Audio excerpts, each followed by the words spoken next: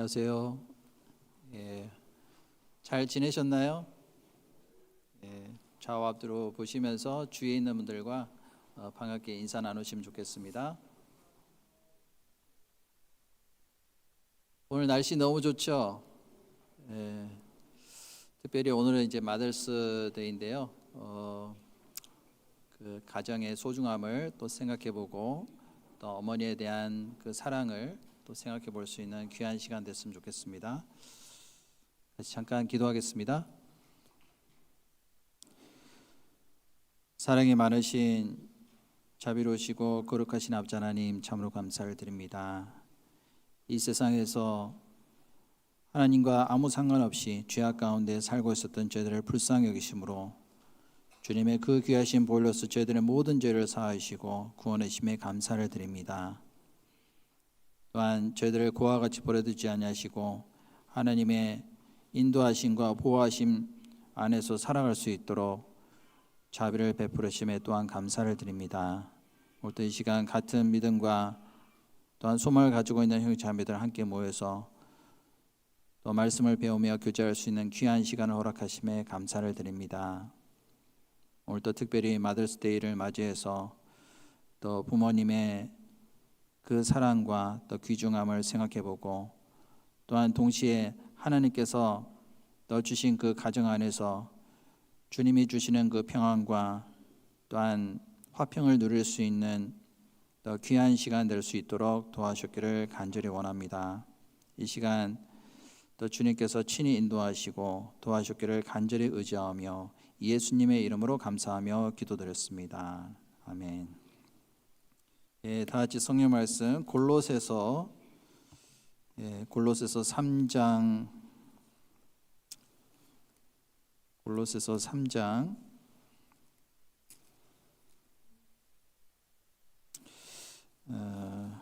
15절부터 골로새서 3장 15절부터 21절까지를 제가 읽도록 하겠습니다. 골로새서 3장 15절입니다. 그리스도의 평강이 너희 마음을 주장하게 하라. 평강을 위하여 너희가 한 몸으로 부르심을 받았나니 또한 너희는 감사하는 자가 되라. 그리스도의 말씀이 너희 속에 풍성히 거하여 모든 지혜로 피차 가르치며 권면하고 시와 찬미와 신령한 노래를 부르며 마음에 감사함으로 하나님을 찬양하고 또 무엇을 하든지 말에나 일에나 다 주 예수의 이름으로 하고 그를 힘입어 하나님 아버지께 감사하라. 아내들아 남편에게 복종하라. 이는 주 안에서 마땅하니라. 남편들아 아내를 사랑하며 괴롭게 하지 말라. 자녀들아 모든 일에 부모에게 순종하라. 이는 주 안에서 기쁘게 하는 것이니라. 아비들아 너희 자녀를 경록히 말지니 낙심할까 함이라.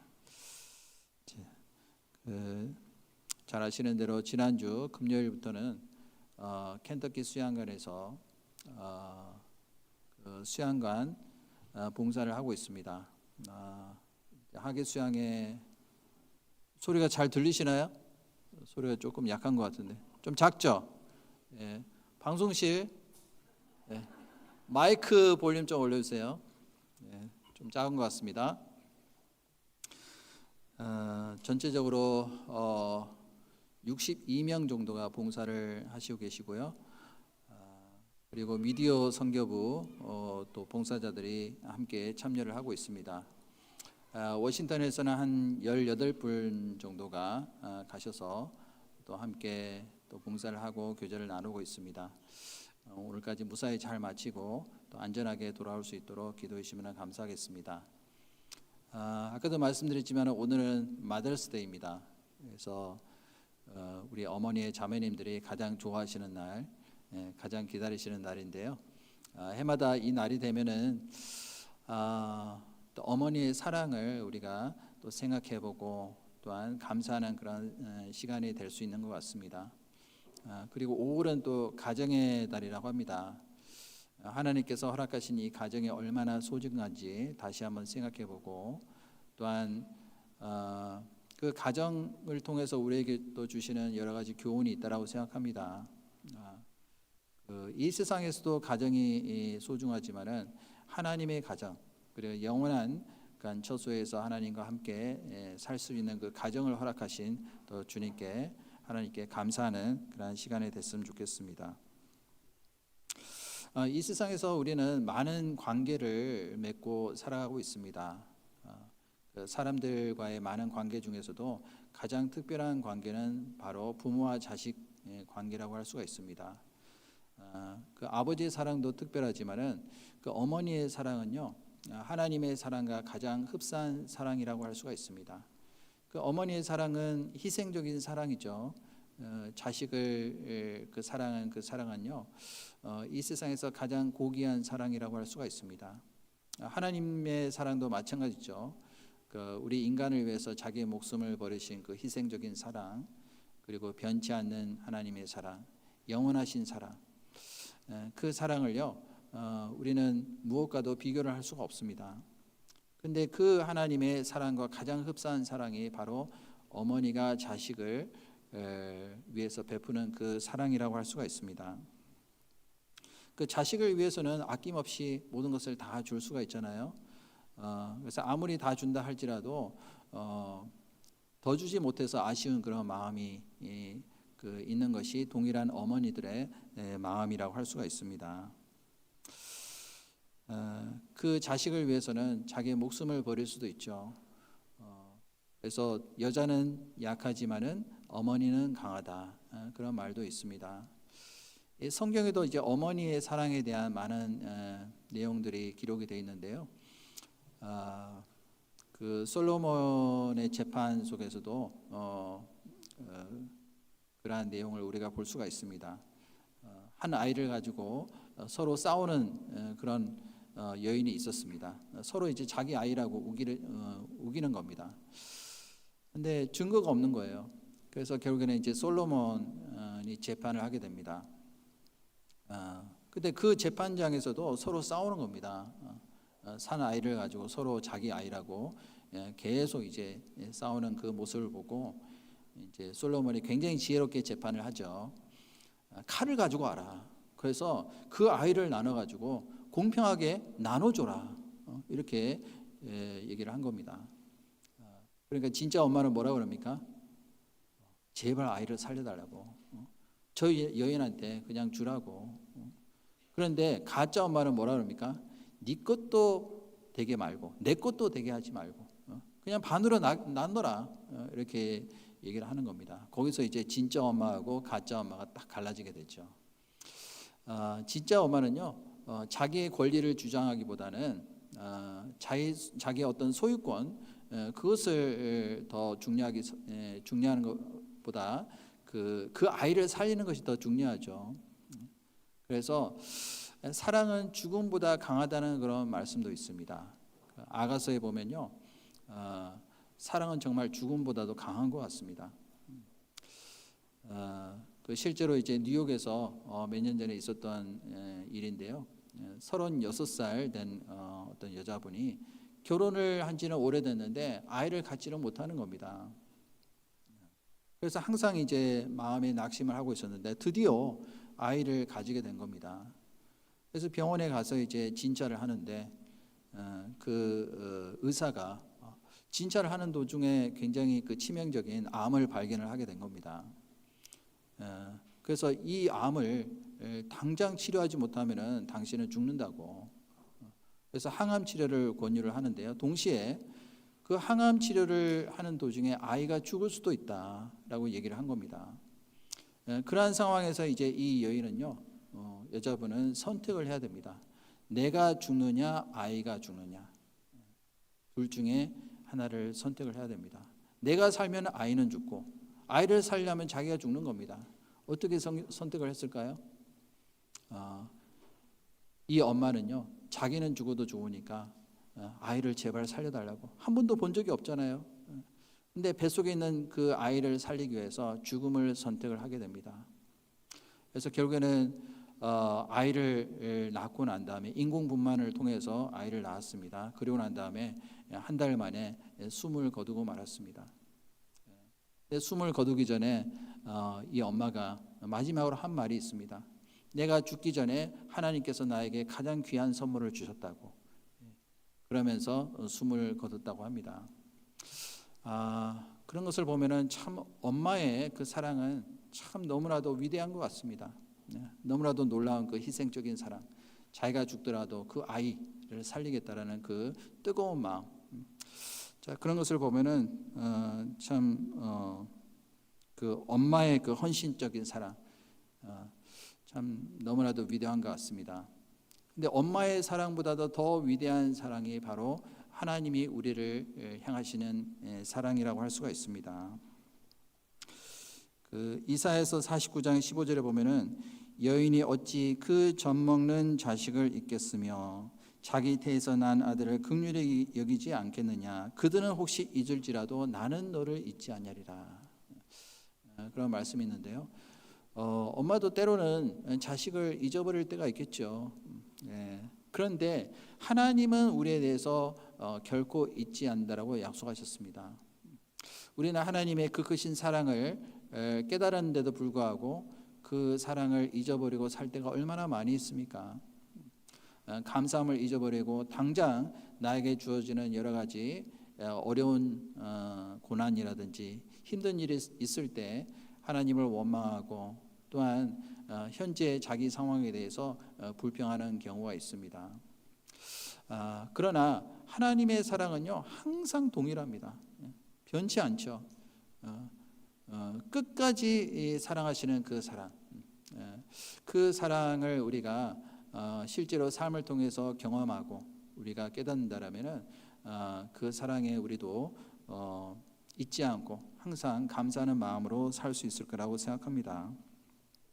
그래서 오늘은요 하나님께서 우리에게 주신 그 사랑 가운데서 가장 우리가 쉽게 우리 주변에서 볼 수 있는 가정을 통해서 우리에게 주시는 그 평안, 그리고 하나님이 주신 그 평안을 유지하기 위해서 우리가 어떻게 해야 될지 우리가 이 말씀을 통해서 같이 한번 교훈을 받아봤으면 좋겠습니다. 그래서 오늘 말씀의 주제는요 그리스도인의 가정 생활입니다. 가정은 하나님께서 우리에게 주신 또 하나의 선물이라고 할 수가 있습니다. 그래서 그 가정 안에서 우리가 항상 마음의 평안을 유지하기 위해서 어떻게 해야 될지, 또 하나님이 주시는 또 다른 축복이 무엇인지 같이 한번 살펴보도록 하겠습니다. 방금 읽은 그 골로새서 말씀은 사도 바울이 감옥에 있는 동안에 골로새 교회에게 보내신 편지입니다. 그 중에서 15절에 보시면은 그리스도의 평강이 너희 마음을 주장하게 하라. 평강을 위하여 너희가 한 몸으로 부르심을 받았나니 또한 너희는 감사하는 자가 되라. 라는 말씀으로 15절이 시작이 되고 있습니다. 자, 그리스도의 평강을 너희 마음속에 주장하게 하라라고 했습니다. 주장하게 하라는 것은 지배하게 하라 라는 그런 말씀입니다. 자, 그리스도의 평강을 통해서 우리가 얻을 수 있는 것은 하나님과의 화목입니다. 하나님과의 관계가 이루어지지 않으면 절대로 평강이 이루어질 수가 없습니다. 그래서 하나님과 죄로 말미암아 깨어진 그 관계를 회복하기 위해서 오신 분이 바로 예수님이십니다. 그래서 예수님께서 십자가에서 나를 대신해서 피를 흘리시고 희생하셨기 때문에 그 피로 말미암아 화목 제물로 인해서 하나님과의 관계가 회복이 된 것입니다. 그래서 예수님이 하신 그 사실을 마음에 믿고 받아들인 사람은 누구든지 하나님을 아버지라고 부를 수가 있습니다. 하나님의 자녀가 됐기 때문에 또 하나님의 보호하신 가운데 살 수가 있습니다. 자, 그 가운데서 마음의 진정한 평강이 이루어질 수가 있는데, 그런데 그리스도의 평강이 너희 마음을 주장하게 하라는 그 말씀은요, 그 평강이 깨질 수도 있기 때문에 우리에게 권면하신 말씀입니다. 우리가 살다 보면요, 하나님이 내 마음에 주신 평강 항상 우리 마음에 품고 살면 얼마나 좋겠습니까? 근데 살다 보면은 평강이 깨질 때가 있습니까, 없습니까? 깨질 때가 있거든요. 그리고 마음에 어떤 근심이라든지 괴로움이라든지 염려가 생길 수가 있습니다. 그럴 때는요, 하나님과의 관계가 지금 올바르게 이루어지고 있는지, 또 하나님과 올바른 교제가 지금 정상적으로 지금 되고 있는지를 한번 우리가 생각해보고 또한 반성해볼 필요가 있다고 생각합니다. 사실은요, 하나님과의 관계 속에서 모든 인간 관계가요 정상적으로 이루어질 수가 있습니다. 십계명도 보면은 하나님에 대한 그 계명이 먼저 기록이 되어 있고, 그리고 사람에 대한 계명이 기록이 되어 있잖아요. 주 너의 하나님을 사랑하라. 그냥 사랑하는 것이 아니라 목숨을 다해서, 마음을 다해서, 그리고 온 몸을 다해서 사랑하라고 말씀하셨습니다. 그 하나님과의 그 사랑의 관계, 그것이 지속되어야지만이 다른 사람과의 관계도 정상적으로 이루어질 수가 있습니다. 그래서 사람에 대한 관계가 이루어질 때, 정상적으로 이루어질 때 우리는 다른 사람을 진정으로 그 내 몸과 같이 사랑할 수가 있습니다. 네 이웃을 네 몸과 같이 사랑하라고 했잖아요. 그래서 사랑은 율법의 완성이라고 했습니다. 그래서 하나님께서 우리에게 율법을 주신 이유는 뭐냐면은 정말 하나님에 대한 사랑, 그리고 이웃에 대한 사랑, 그것이 내 마음속에 이루어지고 있고 평강이 있는지 물어보시는 겁니다. 성경에 보면은 내 하나님의 말씀에 악인에게는 평강이 없다 하였느니라 라는 말씀이 있습니다. 이사야서 57장에 그런 말씀이 있죠. 악인에게는 평강이 없어요. 이 세상에서 아무리 많은 것을 누리고 또 산다 할지라도, 권세를 누리고 또 재산을 많이 쌓는다 할지라도 그 마음에는 항상 평강이 없습니다. 하나님과의 그 관계가 깨진 사람이 어떻게 평강을 누릴 수가 있겠습니까? 그런데 이 세상에 가진 것이 아무것도 없다 할지라도, 그리고 소망이 없다 할지라도 하나님과의 관계가 정상적으로 이루어진 사람, 예수님을 통해서 확실히 구원함을 받은 사람은 마음의 평강을 항상 유지할 수가 있습니다. 요한복음 14장 27절에도 보면은 나의 평안을 너에게 주노라. 내가 너에게 주는 것은 세상이 주는 것과 같지 아니하니라 라는 말씀하셨어요. 예수님이 우리에게 주시는 평강은요, 이 세상이 줄 수 없는 영원한 평안, 그리고 영적인 평안입니다. 그 그리스도를 통해서 주어진 그 평강을 우리 마음에 주장하게 하라라고 말씀하셨어요. 주장하게 하라는 말씀은 아까도 말씀드렸듯이 너희 마음을 지배하게 하라, 그러한 의미를 가지고 있습니다. 자, 그 평강을 우리 마음을 지배하게 하려면 어떻게 해야 될까요? 하나님께서 정해놓으신 법과 질서를 따라서 순종하는 가운데 살아갈 때 하나님께서 우리에게 주신 평안을 주장할 수가 있습니다. 하나님께서 우주의 질서도 정해놓으셨죠. 이 우주에도 보이지 않는 법칙이 있습니다. 이 지구는 태양을 중심으로 해서 계속 일정한 속도로 또 일정한 간격을 유지하면서 일정한 방향으로 계속 돌고 있습니다. 그리고 그 지구를 중심으로 해서 또 달이 돌고 있습니다. 자, 이 법칙을 누가 정하셨을까요? 하나님이 정하신 겁니다. 그 법칙 안에서, 질서 안에서 모든 것들이 정상적으로 운행이 될 때 우리가 이 세상에서 평안을 누리고 살 수가 있는 겁니다. 그 질서가 깨지면요, 모든 생명체는 다 파멸될 수밖에 없습니다. 그래서 질서 안에서 산다는 것이 굉장히 중요합니다. 국가에도 하나님이 정해놓으신 질서가 있습니다. 하나님이 정해놓으신 권위와 또한 하나님이 정하신 권세가 있습니다. 그 안에서 산다는 것이 하나님의 그 정해놓으신 법 안에서 순종하는 것이라고 할 수가 있습니다. 가정 안에서도 질서가 있죠. 또 교회 안에서도 질서가 있습니다. 그 질서를 정하신 분이 하나님이십니다. 그래서 그 질서를 안다는 것이 굉장히 중요하거든요. 그래서 창세기 1장 1절을 보면 태초에 하나님이 천지를 창조하시니라. 하나님께서 왜 하늘을 먼저 창조하시고 땅을 창조하셨을까요? 위아래를 정하신 겁니다. 처음부터. 그래서 이 세상에도 위아래가 다 있습니다. 하나님이 정해놓으신 질서가 있거든요. 그리고 남자를 먼저 만드시고 여자를 만드셨습니다. 이것도 하나의 질서입니다.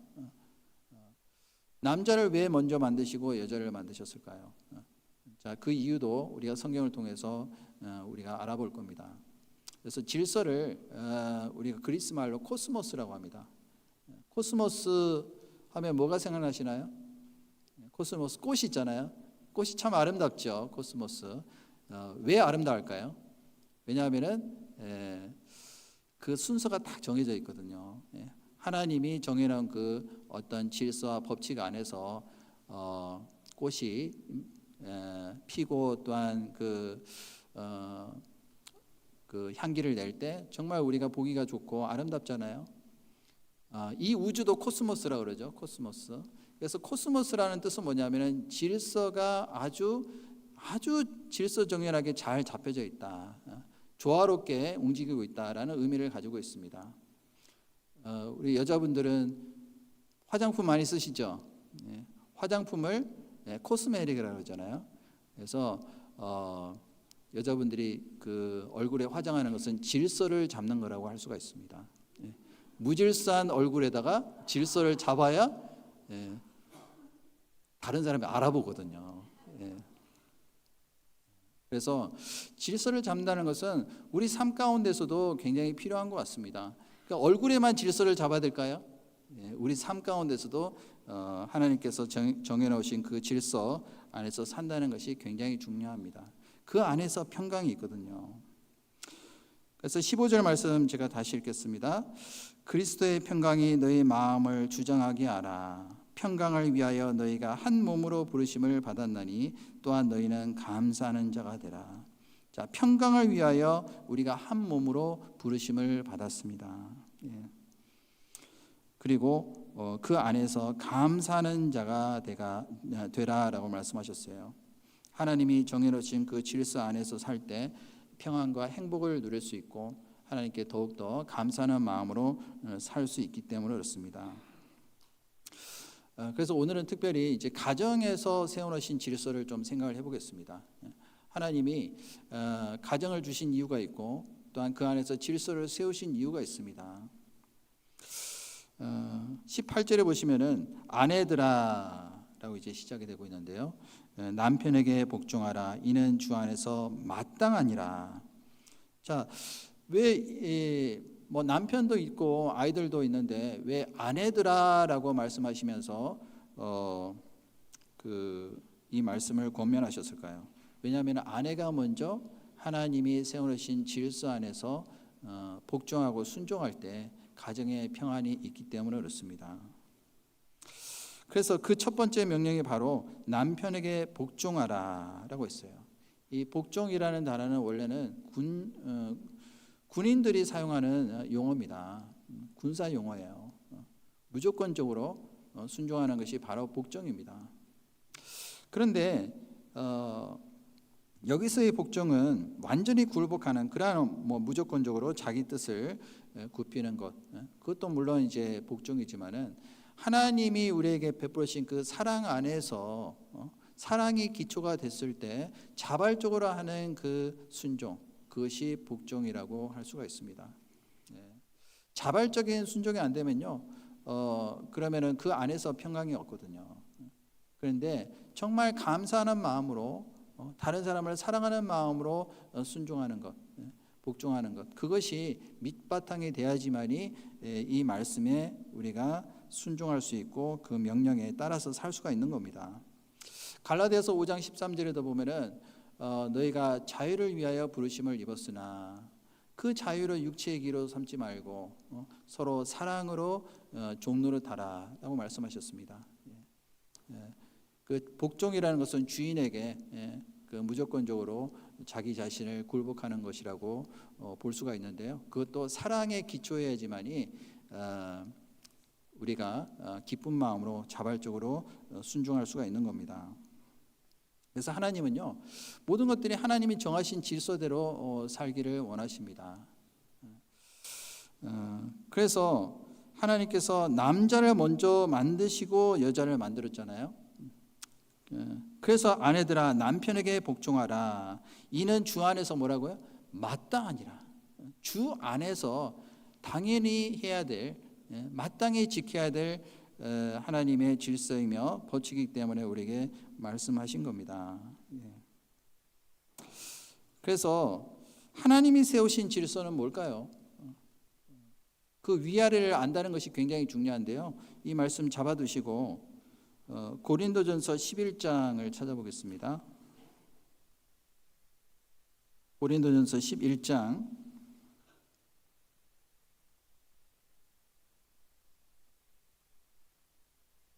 11장 3절 말씀 한 구절만 제가 읽도록 하겠습니다. 그러나 나는 너희가 알기를 원하노니 각 남자의 머리는 그리스도요 여자의 머리는 남자요 그리스도의 머리는 하나님이시니라. 자, 여기 하나님이 정해놓으신 질서 위치가 있습니다. 하나님이 세우신 우선순위는 하나님 그리고 그리스도 그리고 남자 여자 순서로 되어 있습니다. 이 순서 위치가 바뀌면요, 이제는 모든 것들이 이제 깨지고 하나님이 보시기에 추악하게 되는 겁니다. 그래서 위치를 안다는 것이 굉장히 중요하죠. 순종한다는 것은 자기의 위치를 지키는 겁니다. 그래서 하나님이 정해놓으신 그 위치, 그 안에서 우리가 순종할 때 하나님 보시기에 아름다운 모습이 될 수가 있을 겁니다. 또 11장 7절에도 보면은 남자는 하나님의 형상과 영광이니 그 머리에 마땅히 쓰지 않거니와 여자는 남자의 영광이니라. 남자가 여자에게서 난 것이 아니요 여자가 남자에게서 났으며 또 남자가 여자를 위하여 지음을 받지 아니하고 여자가 남자를 위하여 지음을 받은 것이니 이러므로 여자는 천사들을 인하여 권세 아래에 있는 표를 그 머리 위에 둘지니라. 자, 이 고린도 교회에도 질서가 많이 없었던 것 같습니다. 그래서 이 사도 바울이 교회 안에서 질서를 위해서 고면하신 말씀입니다. 남자는 하나님의 형상과 영광이라고 말씀하셨습니다. 자, 사람은 하나님을 위해서 창조가 됐죠. 근데 사람 중에서도 남자를 먼저 만드신 이유는 하나님의 형상과 영광이기 때문에 그렇습니다. 그리고 남자를 만드시고 난 다음에 여자를 만드신 이유가 뭐죠? 여자는 남자를 위해서 만들었기 때문에 그렇습니다. 사랑의 짝으로서 만드신 그 순서가 있는 겁니다. 그래서 사람이 하나님께 복종해야 하듯이 여자는 남자에게 반드시 복종하도록 되어 있는 겁니다. 물론 남자와 여자는 동등한 인격체죠. 하지만 가정과 교회 질서를 위해서 하나님이 정해놓으신 위치가 있는 겁니다. 이것은 주 안에서 마땅하다고 했습니다. 남자가 여자보다 뭐 더 잘나서 남자에게 복종하는 것이 아니고 하나님께서 세우신 질서를 유지하기 위해서 복종하라고 하신 겁니다. 그 안에서 하나님 보시기에 아름답고 보기 좋은 모습이 될 수가 있기 때문에 그렇습니다. 그래서 하나님이 이 세상을 만드실 때 좋았더라 좋았더라 그런 말씀들이 많이 나오잖아요. 그래서 궁창 위에 있는 물과 궁창 아래에 있는 물을 나누시고 바다 육지를 나누시고 하나님의 보시기에 좋았더라. 또 공중의 새와 또한 바다의 물고기를 종류대로 만드시고 하나님 보시기에 좋았더라. 좋았더라 좋았더라 계속해서 말씀하셨는데요. 마지막에는 하나님의 형상대로 지음받은 그 인간을 보시고 또 하나님이 창조하신 모든 것이 다 질서 속에서 정상적으로 움직이는 것을 보시면서 심히 보시기에 좋았더라라고 말씀하셨습니다. 그 질서 안에서 살도록 하신 이유는 뭐냐면은 우리의 유익을 위해서 그렇게 하신 겁니다. 우리의 평강을 위해서. 만약에 예를 들어서 국가의 질서가 깨지면 어떻게 될까요? 당장 우리는 불안해할 수밖에 없습니다. 그리고 언제 어떤 일이 벌어질지 우리는 항상 위험 가운데 살고 있을 수밖에 없잖아요. 그러니까 항상 우리는 불안해하며 초조하며 두려워할 수밖에 없는 겁니다. 만약에 해가 아침에 동쪽에서 떠올라야 되는데 북쪽에서 떠올란다든지 남쪽에서 떠오른다든지 하루는 뭐 서쪽에서 떠오르고 또 시간이 계속 바뀐다고 한번 생각해 보세요. 하루에 시간이 24시간인데 어떨 때는 5시간, 어떨 때는 막 48시간 늘어나고 계속 바뀐다라면요, 그러면 우리는 살 수가 없을 겁니다. 그것을 우리는 케이아스라고 합니다. 케이아스, 혼돈이에요, 혼돈. 그래서 우리는 하나님이 정해놓으신 그 질서 안에서만 마음의 평안과 안식을 누릴 수가 있는 겁니다. 그래서 이렇게 말씀하신 이유도 뭐냐면요, 우리 유익을 위해서 이렇게 말씀하신 겁니다. 신명기 10장 한번 찾아보실까요? 신명기 10장.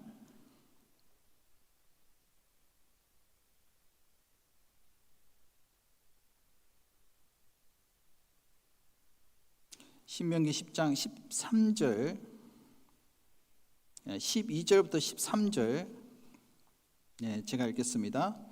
신명기 10장 12절부터 13절 말씀 제가 읽겠습니다. 이스라엘아, 네 하나님 여호와께서 네게 요구하시는 것이 무엇이냐? 곧 네 하나님 여호와를 경외하여 그 모든 도를 행하고 그를 사랑하며 마음을 다하고 성품을 다하여 네 하나님 여호와를 섬기고. 13절은 같이 읽겠습니다. 내가 오늘날 네 행복을 위하여 네게 명하는 여호와의 명령과 규례를 지킬 것이 아니냐. 자, 이스라엘아, 이스라엘은 하나님께서 선택하신 민족입니다. 여호와의 증인으로서 특별히 구별하신 민족인데요. 이스라엘아, 하나님께서 이스라엘에게 법을 주셨잖아요. 그리고 하나님께서 그들에게 요구하신 것이 이 말씀에 자세히 기록이 되어 있습니다. 곧 네 하나님 여호와를 경외하여 그 모든 도를 행하고 그를 사랑하며 마음을 다하고 성품을 다하여 네 하나님 여호와를 섬기고. 자, 그렇게 하도록 명령하신 이유는 결국에는 내가 오늘날 네 행복을 위하여 네게 명하는 여호와의 명령과 규례를 지킬 것이 아니냐. 누구의 행복이라고요? 우리의 행복을 위해서 법을 주신 겁니다. 그래야지만 우리 마음에 평안이 생기고 또한 주님의 보호하신 가운데 살 수 있기 때문에 그렇습니다. 그래서 그 법칙 안에서 산다는 것은요, 굉장히 중요합니다. 만약에 그 법칙을 떠나게 되잖아요. 그러면은 모든 것이 이제는 뒤죽박죽이 될 수밖에 없습니다. 요즘 사람들이요, 하나님의 법칙을 무시해요. 질서를 무시합니다. 그리고 나름대로 자기가 만든 그 법, 그리고 자기가 만든 그 질서대로 살려고 합니다. 그러면은 이제 이 사회가 어떻게 되겠습니까? 이 국가가 어떻게 되겠습니까? 그러면 이제는 완전히 모든 것이 다 파멸될 수밖에 없습니다. 천사들에게도 하나님이 정해놓으신 위치가 있었습니다. 천사는 원래 하나님을 섬기기 위해서 만든 그런 존재입니다. 그리고 구원받은 사람을 섬기게 하기 위해서 하나님이 천사를 만드셨는데, 그런데 천사가 하나님처럼 되려고 하다가 어떻게 됐습니까? 쫓겨나서 마귀가 됐잖아요. 아침의 아들 계명성, 그 루시퍼가 교만한 마음을 품고 자기 위치를 이탈했습니다. 그래서 하나님처럼 되려고 하다가 결국에는 하늘에서 쫓겨나서 마귀가 된 겁니다. 얼마나 흉측하게 됐습니까? 하나님 보시기에 그것이 아름다운 모습일까요, 과연? 근데 교회 안에서도 위치를 정해놓으신 겁니다. 그 위치를 이탈하는 것이 하나님 보시기에 가장 흉악한 것입니다. 그래서 교회 안에서도 질서를 하나님이 세우신 겁니다. 에베소서 5장 24절을 보겠습니다.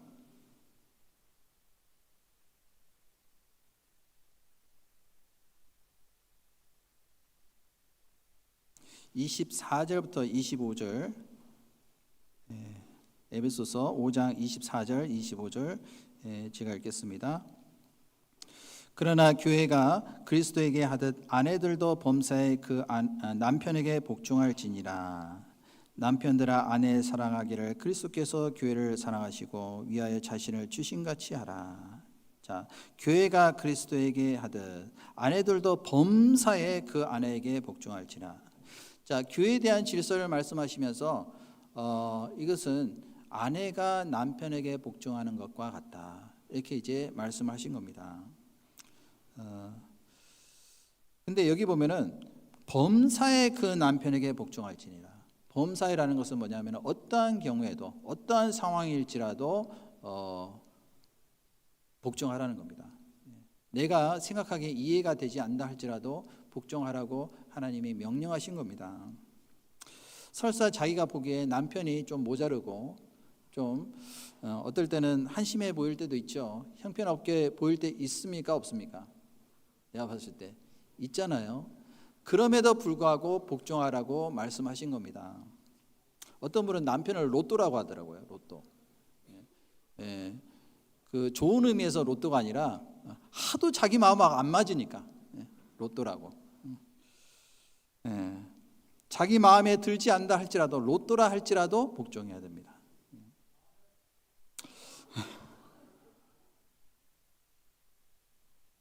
예, 저도 아멘입니다.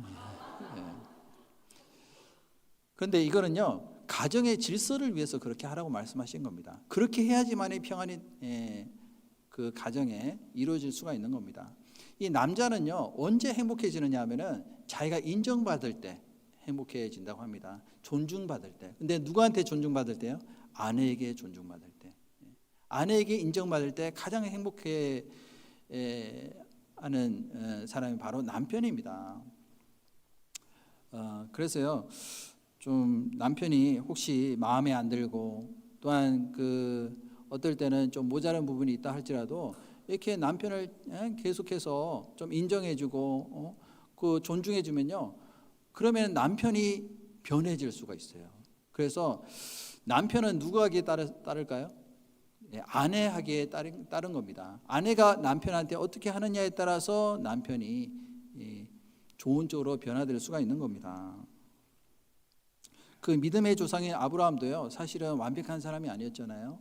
하나님께서 말씀하신 대로 그 하나님이 지시하시는 그 땅으로 갔습니다. 가나안 땅으로 갔는데 근데 문제는 그 땅에 기근이 들었습니다. 먹을 것이 없는 겁니다. 그래서 애굽으로 내려가고 말았습니다. 근데 애굽 땅으로 내려가니까요 거기는 뭐 완전히 다른 세상이죠. 그리고 자기 아내 사레가 상당히 아름다웠던 것 같습니다. 그래서 너무나도 미모가 출중해서요 잘못하면은 자기 아내를 빼앗길 수도 있고 자기도 죽임을 당할 수 있다는 그런 두려움이 있었던 겁니다. 그래서 자기 아내 사레를 뭐라고 속였습니까? 자기 누이라고 속인 겁니다. 얼마나 비겁합니까? 자기 혼자 살겠다고. 그런 거 보면은 참 한심하잖아요. 그럼에도 불구하고 이 사라가요 자기 그 남편 아브라함을요 끝까지 존중해 줬습니다. 그 베드로전서 3장 한번 보실까요? 베드로전서 3장 6절.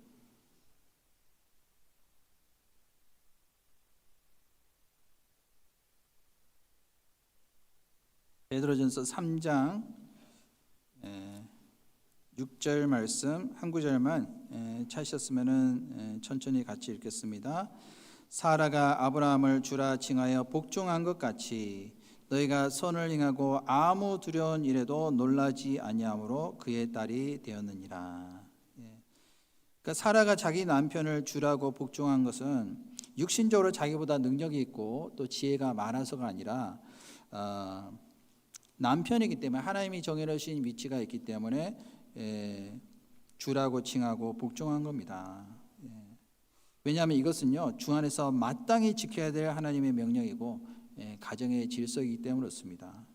그래서 너희가 선을 행하고 아무 두려운 일에도 놀라지 아니하므로 그의 딸이 되었느니라. 자 옛말에 그런 말이 있죠. 남편을 그 황제로 섬겨라. 그러면은 그대를 황후로 섬길 것이다. 그런 말이 있거든요. 남편을 높이면 자기가 높임을 받게 돼 있는 겁니다. 내 남편을 완전히 무시하고 멸시하잖아요. 그러면 자기가 무시당하고 멸시당할 수가 있는 겁니다. 그래서 남편은 물론 이제 아내를 더 소중히 여기고 사랑하면서 더 귀히 여기는 것이 마땅합니다. 그래서 이 관계는요 하나님이 정해놓으신 거예요. 그런데 설사 남편이 구원받지 않았다 할지라도 남편에게 순복하는 것이 하나님의 뜻이라고 말씀하셨습니다. 그 앞에 3장 1절을 보시면요 3장 1절 베드로전서 3장 1절부터 2절 제가 읽겠습니다. 아내된 자들아 이와 같이 자기 남편에게 순복하라. 이는 혹 도를 순종치 않는 자라도 말로 말미암지 않고 그 아내의 행위로 말미암아 구원을 얻게 하려 함이니 너희의 두려워하며 정결한 행위를 봄이라. 자, 여기도 아내된 자들아라고 있는데요. 자기 남편에게 순복하라. 이는 혹 도를 순종치 않는 자라도, 도를 순종치 않는 자라는 것은 혹 구원을 받지 않는 자라 할지라도, 하나님을 믿지 않는 사람이라 할지라도 순복하라라고 명령을 하셨습니다. 그 이유는 뭐죠? 그 아내의 행위로 말미암아 구원을 얻게 하려 함이니. 고린도전서 10장 30절에도 보면 31절에 보면은 누구든 자기 유익을 굳지 말고 다른 사람의 유익을 구하여 저희로 구원을 얻게 하라. 자, 자기가 좀 손해 본다 할지라도 다른 사람의 유익을 먼저 구하는 그 이유는 뭐냐면은 저희로 구원을 얻게 하라. 구원을 얻게 하는 것이 가장 큰 목적이기 때문에 그렇습니다. 예전에 이제 한국에서요, 그 하계 수양회 때 어떤 여자분이 저한테 찾아와서 상담을 요청을 했습니다. 남자분이 와서 상담을 요청을 했습니다. 이분은 구원을 받지 않은 사람이에요. 그리고 자기가 하계 수양에 온 것을 자기 아내가 모른다고 합니다. 물론 이제 아내는 구원받은 우리 자매님인데요. 하소연을 하는 거예요. 아니 맨날 구원받았다고 하면서 교회 가고 그거는 뭐 자기가 거기에 대해서는 불만이 없는데, 그런데 밥은 좀 해줬으면 좋겠다고. 집에 있는 날이 없는 겁니다. 그래서 애들은 그냥 팽개치고 그리고 뭐 남편이 지금 굶주리는지 잘 먹고 사는지 그거는 뭐 전혀 신경을 안 쓰는 겁니다. 맨날 교회 모임이 간다고 하면서 집에 있을 날이 없는 겁니다. 그래서 이 남편이요 하소연을 하는 거예요. 제발 바빠도 좀 밥만 좀 챙겨줬으면 좋겠다. 그러니까 최소한의 어떤 도리는 지켜야 되지 않겠느냐. 가정에 충실했으면 좋겠다. 그런 이제 얘기를 하는 것을 듣고요. 참 우리가 교회 모임에 뭐 출석하고 이런 것도 중요하지만 가정에 정말 충실히 하는 것, 이것이 굉장히 중요하겠구나, 그런 생각을 해봤습니다. 그러면 이런 남편이 그런 불만을 가지고 있으면 어떻게 구원받을 수가 있겠어요? 말씀 안 듣죠. 그래서 우리가 교회 생활에 충실하는 것도 중요하지만 가정에서 내가 해야 될 그 위치, 그리고 자기가 해야 될 일을 충실히 하는 것 또한 얼마나 중요한지 우리는 잊지 말아야 되겠습니다. 그래서 여기도 보면은 너희의 두려워하며 정결한 행위를 봄이라 라고 있잖아요. 행위를 분명히 보거든요. 우리가 이제 믿지 않는 그 우리 가족들을 전도할 때 가장 중요하게 생각해야 되는 것은 말이 아닙니다. 행동이거든요. 행위를 어떻게 하느냐에 따라서 그 사람을 하나님께 인도할 수도 있고 그렇지 않을 수도 있는 겁니다. 그래서 가족을 전도할 때 가장 중요한 것이 뭐냐면은 정결한 행위, 변화된 모습. 그것을 통해서요 그 사람의 마음을 열게 해서 그리고 말씀으로 인도할 때 하나님께서 도와주십니다. 디도서도 한번 찾아보실까요? 디도서 2장 4절.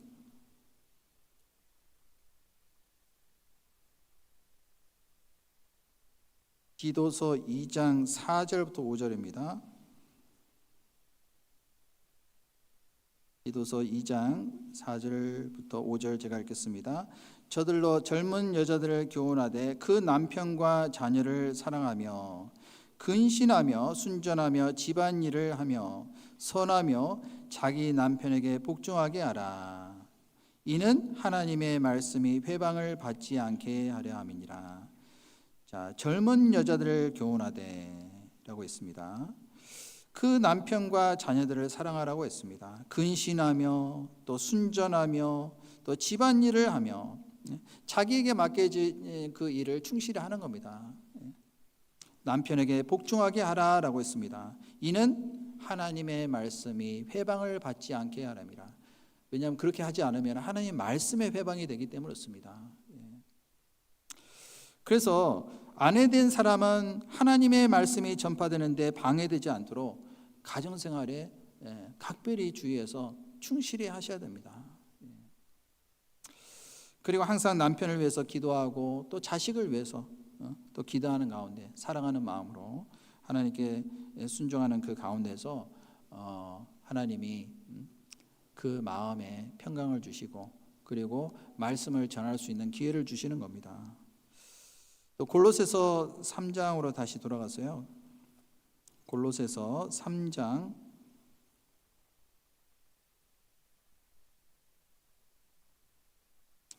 19절을 보겠습니다. 19절. 남편들아 아내를 사랑하며 괴롭게 하지 말라. 자, 남편들에게 하신 말씀인데요. 아내를 사랑하며 괴롭게 하지 말라. 자, 이것은 두 가지 명령으로 나눌 수가 있습니다. 하라는 명령이 있고 하지 말라는 명령. 사랑하라라는 것은 이제 하라는 명령이죠. 그리고 괴롭게 하지 말라는 명령입니다. 근데 남편은 아내를 얼마나 사랑해야 될까요? 자기 몸과 같이 사랑하라고 했습니다. 자기 몸과 같이. 그리스도가 교회를 사랑하시고 자신을 주신같이 하라고 했잖아요. 아까 에베소서 5장 25절에 하나님께서 남자를 먼저 만드시고 여자를 만드실 때 갈빗대를 빼서 만드셨습니다. 자기의 몸에서 나온 거라고 말씀하시는 겁니다. 그리고 그 아담이 그 여자를 보고 뭐라고 했습니까? 이는 내 뼈 중에 뼈요 살 중에 살이라 라고 했잖아요. 한 몸이기 때문에 기뻐하고 또한 그 가운데서 더 사랑을 나눌 수가 있었던 겁니다. 그래서 에베소서 5장 28절에 보면은 남편들도 자기 아내 사랑하기를 제 몸같이 알지니라. 자기 아내를 사랑하는 자는 자기를 사랑하는 것이라고 했습니다. 자기 아내를 사랑하는 것은요, 자기를 사랑하는 거예요. 왜냐하면 자기 몸이니까, 자기 몸의 일부분이잖아요. 하나님께서 남자와 여자를 만드시고 부모를 떠나 그 둘이 합하여 하나가 될지니라 라고 말씀하셨습니다. 그래서 결혼이라는 것은요, 하나님이 정해놓으신 질서이고 그리고 하나님이 설계하신 제도라고 할 수가 있습니다. 남자하고 여자가 합해서 한 몸을 이루는 것, 그것이 바로 하나님이 원하시는 뜻이고 하나님이 원하시는 질서라고 할 수가 있습니다. 그래서 기본적으로 가정은요, 사랑하는 남녀 두 사람이 결혼해서 인격적으로 연합을 이루는 것이라고 할 수가 있습니다. 그래서 남편은요, 아내를 사랑하는 것을 자기 신체 일부분을 이라고 생각하고 아끼고 사랑하는 그런 마음이 분명히 있어야 됩니다. 그래서 아내가 몸이 아프고 좀 건강이 좋지 못하면요, 자기 몸을 돌보는 것처럼 그렇게 아끼고 돌봐야 됩니다. 성경이 그렇게 돼 있거든요. 베드로전서 3장 7절을 보겠습니다. 베드로전서 3장 7절, 제가 읽겠습니다. 남편 된 자들아, 이와 같이 지식을 따라 너희 아내와 동거하고 저는 더 연약한 그릇이요 또 생명의 은혜를 유업으로 함께 받을 자로 알아 귀히 여기라. 이는 너희 기도가 막히지 아니하게 함이라. 자, 이게 보면은 남편 된 자들아라고 있죠. 지식을 따라 너희 아내와 동거하고, 그 지식을 따라 동거하라는 것은 뭐냐면요, 하나님이 원하시는 뜻을 따라서 같이 살라고 말씀하신 겁니다. 하나님이 원하시는 뜻이 뭐냐면은 남편이 가정생활을 하는 데 있어서 마땅히 해야 될 도리를 지키는 겁니다. 그래서 저는 더 연약한 그릇이요, 아내는 훨씬 더 연약한 그릇이잖아요.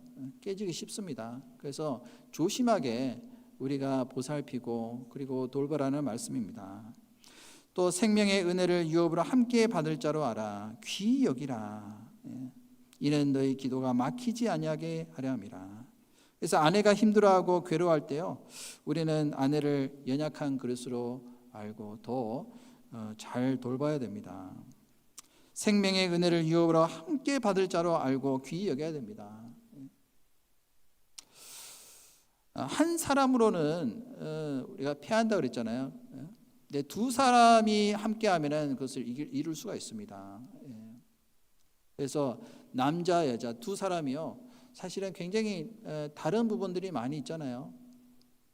그럼에도 불구하고 하나 될 수 있는 이유는 뭐냐면은 하나님이 우리에게 주신 그 소망과 믿음이 있기 때문에 그렇습니다. 그래서 그러한 가운데서 서로 존귀한 존재로 여기고 귀히 여긴다라면요 기도가 막히지를 않을 거예요. 그렇지 않으면요 기도가 막힙니다. 기도가 안 돼요. 막힌다는 것은 무엇을 의미할까요? 하나님께서 우리의 기도를 안 들으십니다. 그래서 아내는 아내로서 해야 될 일을 하고 남편은 남편으로서 반드시 마땅히 해야 될 일을 해야 됩니다. 그 안에서 하나가 될 수가 있는 겁니다. 근데 요즘에 보면요, 네 거는 네 거, 내 거는 내 거, 딱 이렇게 선을 긋는 경우가 있어요. 그래서 만약에 이제 내 거라고 생각했는데, 왜 저 사람이 함부로 쓰지? 거기에 이제 발끈하는 경우가 있거든요. 근데 결혼한 사람이 네 거 내 거가 어디 있습니까? 다 서로 공유를 하는 거잖아요. 근데 요즘에 그걸 너무 많이 따지는 경우가 있습니다. 재산도 다 이름 따로 등록하잖아요. 그 통장에도 이제 이름 딱 따로 해가지고 이거는 내 거, 이거는 당신 거. 그리고 이제 공동 재산이 따로 있어요. 거기서만 써야 돼요. 자기 거 건드리면 이제 큰일 납니다. 그게 무슨 이 부부 사이입니까? 그것은요 어떻게 보면은 남남이에요. 남남. 같이 살긴 사는데 어떤 자기의 소유권을 주장하는 그런 모습이 있다라면요, 그것은 연합된 모습이 아니라고 할 수가 있습니다. 그래서 에베소서 3장 5장 한번 보실까요? 에베소서 5장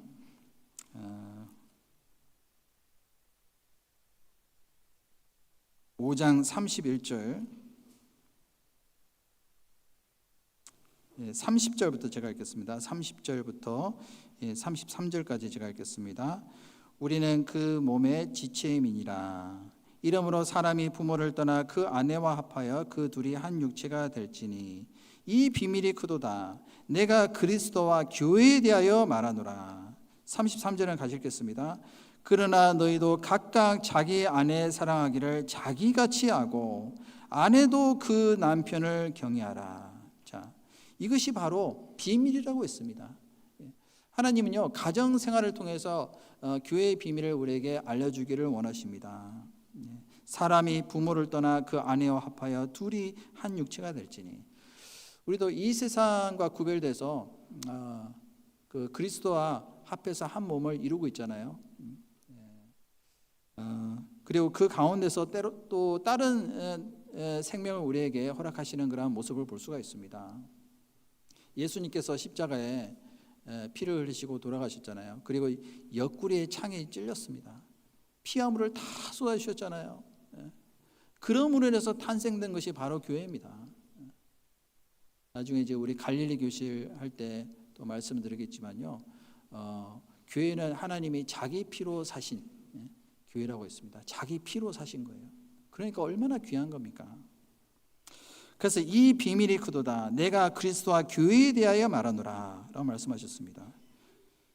그러나 너희도 각각 자기 아내 사랑하기를 자기같이 하고 아내도 그 남편을 경외하라. 경외하라는 것은 존중히 여기라는 겁니다. 그리고 이제 자녀들에게 하신 말씀이 있습니다. 그 골로새서로 다시 돌아가세요. 골로새서 3장 20절 3장 20절 제가 읽겠습니다. 자녀들아 모든 일에 부모에게 순종하라. 이는 주 안에서 기쁘게 하는 것이니라. 자, 사람은 누구나 부모님이 계시죠. 부모님이 없이 자기가 태어날 수가 있을까요? 부모님을 공경하라는 것은요, 이것은 마땅한 그 자녀의 도리이고 주님의 명령이라고 할 수가 있습니다. 자녀들아 모든 일이라고 했잖아요. 모든 일에 어떤 경우에도 부모에게 순종하라. 이는 주 안에서 기쁘시게 하는 것이라. 하나님을 기쁘게 하는 거예요. 부모를 순종하지 않는 사람은요, 하나님을 슬프시게 하는 사람이라고 할 수가 있어요. 절대로 하나님을 기쁘게 할 수가 없습니다. 예수님도 육신의 부모에게 순종하셨잖아요. 사실은 예수님은 하나님이신데 왜 부모에게 순종할 필요가 있습니까? 본으로서 보이신 겁니다. 마땅히 해야 될 도리이기 때문에 그렇습니다. 사람이 하나님의 은혜에 보답하듯이 자식은요, 부모의 은혜에 보답하는 것이 마땅합니다. 부모님이 나를 낳아주시고 길러주시고 또 나를 돌봐주셨기 때문에 이 자리에 내가 살아 있을 수 있는 거잖아요. 부모님은 그렇게 안 하시면 어떻게 우리가 살 수가 있겠습니까? 그래서 그 부모님이 그 은혜에 보답하는 것은 자녀로서 너무나도 당연한 일인 겁니다. 그렇게 하지 않으면 죄가 되는 겁니다. 그렇게 하지 않으면. 에베소서 아까 읽었는데 에베소서 5장도 보겠습니다. 6장입니다. 6장 1절부터 3절까지 제가 읽겠습니다. 자녀들아 너희 부모를 주 안에서 순종하라. 이것이 옳으니라. 네 아버지와 어머니를 공경하라. 이것이 약속 있는 첫 계명이니 이는 네가 잘되고 땅에서 장수하리라. 자, 십계명에도 순서가 있죠.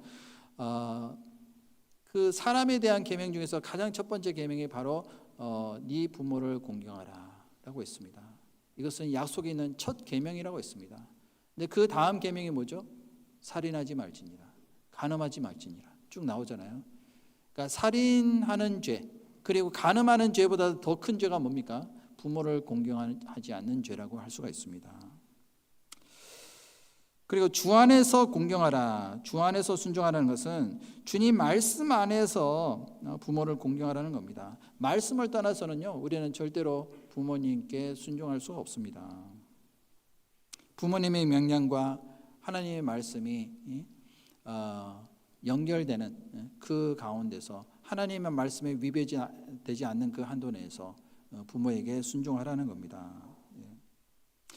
짐승은요, 크면은 부모를 떠납니다. 그죠? 그런데 자식은 떠날 수가 없어요. 죽을 때까지. 그것이 짐승과 사람의 다른 점이라고 할 수가 있습니다. 평생 부모를 섬겨야 됩니다. 평생. 돌아가실 때까지. 근데 어떤 분들은요, 돌아가시고 난 다음에 후회하는 경우가 있습니다. 내가 부모님 살아계실 때 잘해드릴 걸. 그렇게 후회한들 무슨 소용이 있습니까? 그래서 사람은 살 때는요, 같이 살 때는 그 사람의 소중함을 못 느끼고 살 때가 있습니다. 그런데 정말 소중한 사람이 잃게 되면은, 세상을 떠나게 되면은 그때 가서 후회하고 살아계실 때 내가 좀 더 공경하고 잘해드릴 것, 그런 이제 마음을 누구든지 가질 수가 있잖아요. 근데 네 아버지와 어머니를 공경하라. 이것은 약속 있는 첫 계명이라고 했습니다. 그리고 그렇게 했을 때 하나님께서 우리에게 주시는 축복이 있습니다. 3절에 보면 이는 네가 잘되고 땅에서 장수하리라. 부모에게 공경하지 않는 사람은요, 절대로 이 세상에서 육신적으로도 잘 살 수가 없습니다. 하나님이 허락지 않아요. 그거는. 그런데 만약에 부모를 공경하라, 그 명령을 지키잖아요. 반드시 육신적으로 하나님이 축복을 주십니다. 그리고 땅에서 장수한다고 했어요. 건강하게 오래오래 하나님이 살도록 복을 주십니다. 잠언 30장 한번 보실까요? 잠언 30장.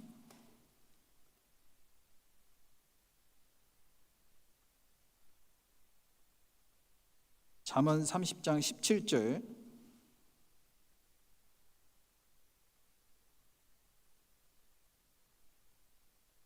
잠언 30장 17절 제가 읽겠습니다. 아비를 조롱하며 어미 순종하기를 싫어하는 자의 눈은 꼴짜기에 까마귀에게 쪼이고 독수리 새끼에게 먹히리라. 무시무시하죠. 어미를 순종하지 않냐고. 순종하기를 싫어하는 사람, 아비를 조롱하는 사람이 있습니까? 요즘에는요, 진짜 그 극악무도한 죄를 짓는 사람이 있습니다. 배은망덕이라고 그러죠. 아비를 조롱해요. 그리고 어미를 조롱합니다. 어떤 사람은요, 아니 왜 나를 낳으셨냐고 그렇게 따지는 사람이 있습니다. 그런 말을 들으면 참 얼마나 슬프겠습니까? 그건 아비를 조롱하는 겁니다. 부모를 순종하기를 싫어하는 자의 눈은 꼴짝이에 까마귀에게 쪼이고 독수리 새끼에게 먹히리라. 반드시 망하게 되어 있습니다. 그 까마귀가 쪼아 먹으라는 말은 얼마나 엄청난 저주입니까? 그래서 이거는 우리에게 뭐 겁주려고 하시는 말씀이 아니라 실제로 성경에도 그런 말씀들이 많이 있습니다. 그래서 그 사무엘이 얼마나 부모를 잘 공경하고 하나님을 잘 섬겼습니까? 하나님을 경외하는 사람이었잖아요. 그래서 하나님께 얼마나 귀하게 쓰임을 받았습니까? 근데 그의 반면에 그 엘리 대제사장에는 두 아들이 있었습니다. 근데 두 아들은 불량자라고 했어요. 부모에게도 순종하지도 않고 또 하나님을 경멸하게 여기는 그런 사람이었습니다. 근데 하나님을 멸시하면요, 하나님도 그 사람 멸시하십니다. 하나님을 존중히 여기는 사람은 하나님도 그 사람을 존중하게 하나님이 여기시고 또한 특별하게 복을 주십니다. 그러니까 부모는요, 항상 자식이 잘 되기를 원하잖아요. 아무리 자식이 부모를 경멸하게 하고 그리고 멸시한다 할지라도요, 부모는 항상 자식 걱정해요. 어떤 자식은요, 부모를 버리는 사람이 있거든요. 그래도 이 부모는 자식 걱정합니다. 부모를 사랑하잖아요. 그 자식을 사랑하잖아요. 그래서 부모는 항상 나이가 많이 들어도 항상 자식 걱정 먼저 하는 것 같습니다. 저도 아버님에게 이제 아버지에게 가끔씩 이제 전화 드리거든요. 자주 전화 드려야 되는데 바쁘다 보니까 전화를 못 하는 경우가 있습니다. 그래서 어떨 때는 이제 너무 죄송하죠. 전화를 드리면은 저한테 먼저 하시는 말씀이 있어요. 밥은 잘 먹냐? 지금 나이가 50이 넘었는데 차 조심해라. 지금도 그 말씀하십니다. 차 조심해라. 켄터키 수양관 갈 때 운전 조심해라. 항상 그런 이제 걱정을 하시는 것 같습니다. 건강하냐? 그것이 이제 부모가 자식에 대한 어떤 마음인 것 같습니다. 그래서 우리가요, 정말 이 세상에 살면서 하나님을 잘 공경하는 것도 물론 중요하지만 부모님을 잘 공경하는 것, 소중하게 여기는 것, 그 은혜에 우리가 보답하는 삶을 사는 것, 이거는 마땅히 우리가 해야 될 자식의 도리라는 것을 우리가 잊지 말아야 되겠습니다. 자, 그리고 또 아비드라 하시면서 하신 말씀이 있는데요. 골로새서 다시 돌아가겠습니다. 골로새서 3장 21절.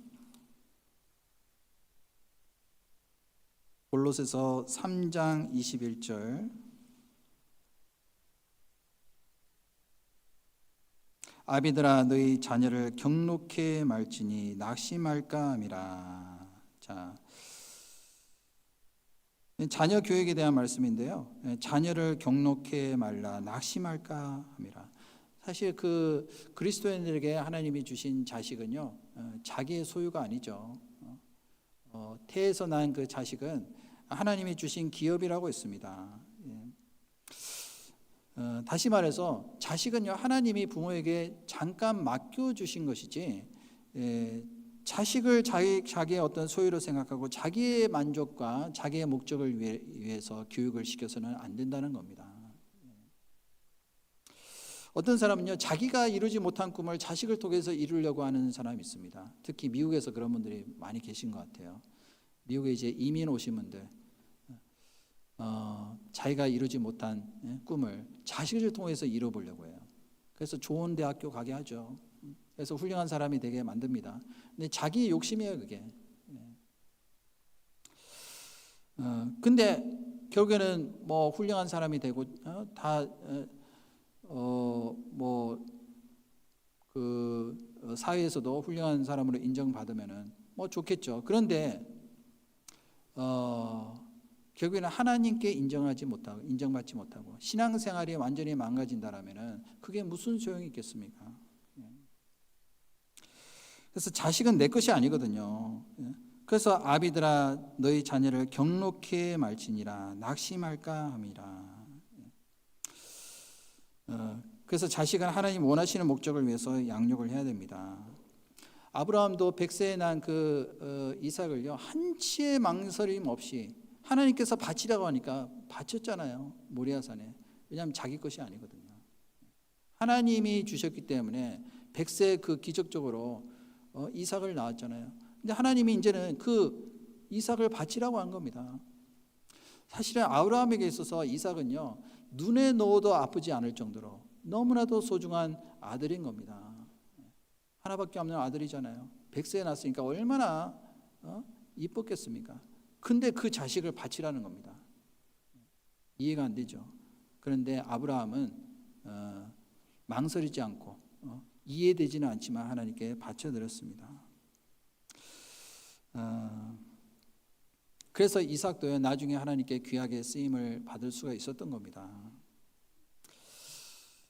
그래서 우리가 아이들을요, 신앙교육을 잘 하는 것이 중요할 것 같습니다. 가정에서 신앙교육이 잘 이루어지잖아요. 그러면 어렸을 때 그 습관이요, 늙어 죽을 때까지 가거든요. 그 한국 속담에도 3살 버릇이 여든 간다, 그런 말이 있잖아요.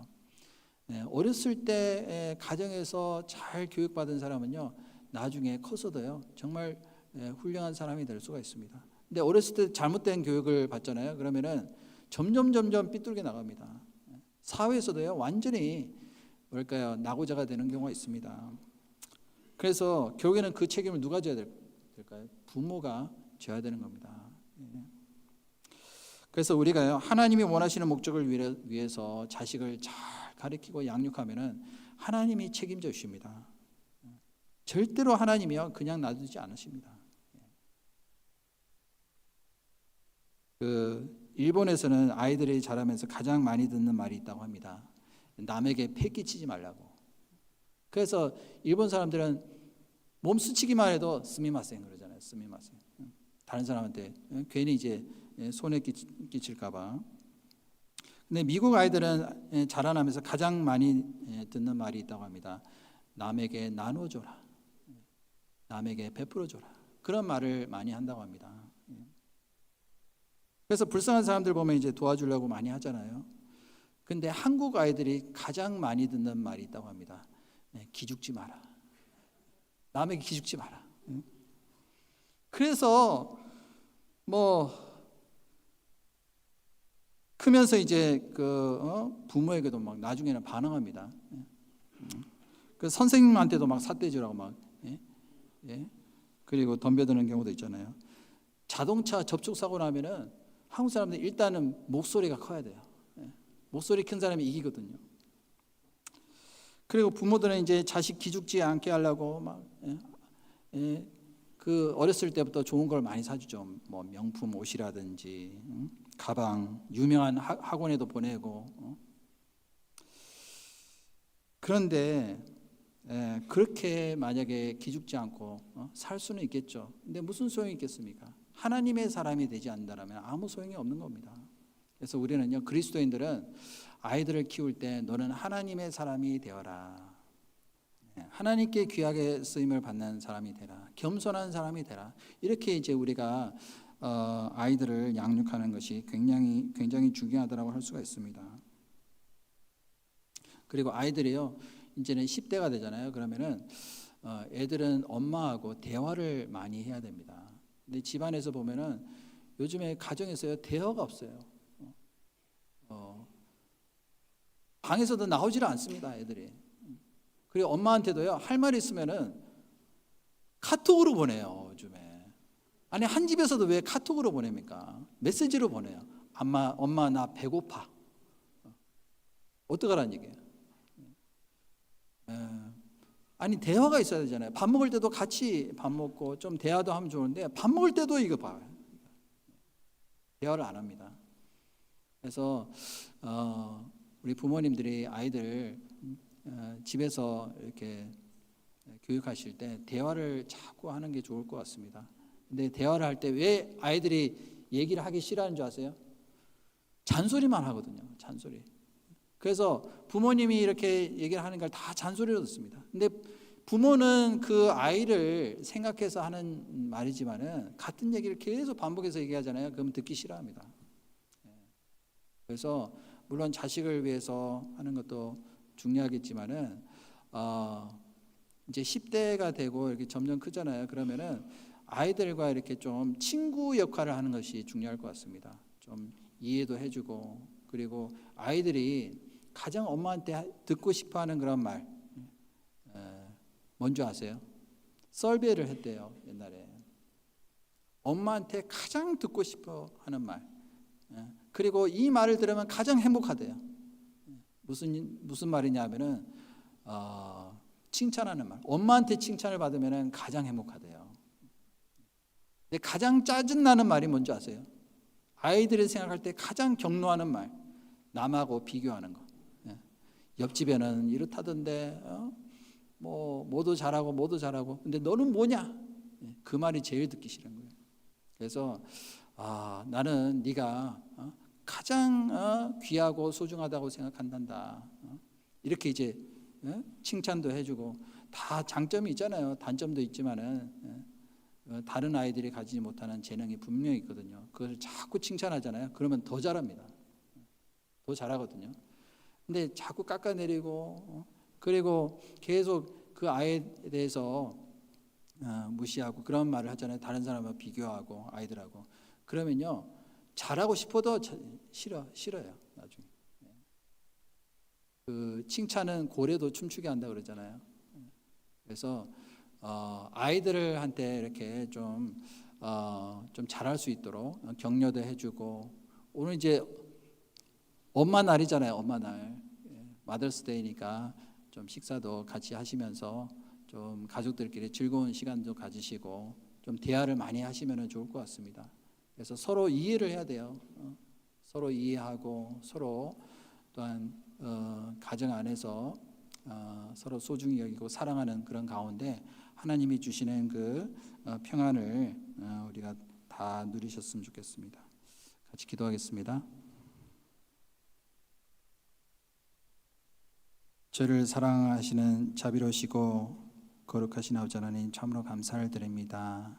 이 세상에서 하나님을 모르고 또한 영원한 저주를 받아 마땅한 이 더러운 죄인을 위해서 십자가에서 귀한 보혈을 흘리시고 죄들을 죄악 가운데서 구원하신 그 크신 하나님의 사랑과 은혜를 인하여 진심으로 감사 찬송을 드립니다. 또한 저희들에게 소중한 가정을 허락하여 주시고 사랑하는 사람들을 선물로 주신 주님께 감사를 드립니다. 더욱더 그 가정 안에서 서로 사랑하고 또한 하나님이 주신 그 명령을 지키는 가운데 또 하나님이 주시는 그 평안을 누리며 화목할 수 있는 그러한 가정이 될 수 있도록 도와주시고, 혹 구원받지 못한 영혼이 있다라면 불쌍히 여기는 마음으로 주님께로 인도하는데 저희들이 게을리지 않도록 도와주시고 또 필요한 지혜와 능력으로서 충만히 채우셨기를 간절히 원합니다. 모든 것 주께 부탁드리며 예수님의 이름으로 감사하며 기도드렸습니다. 아멘.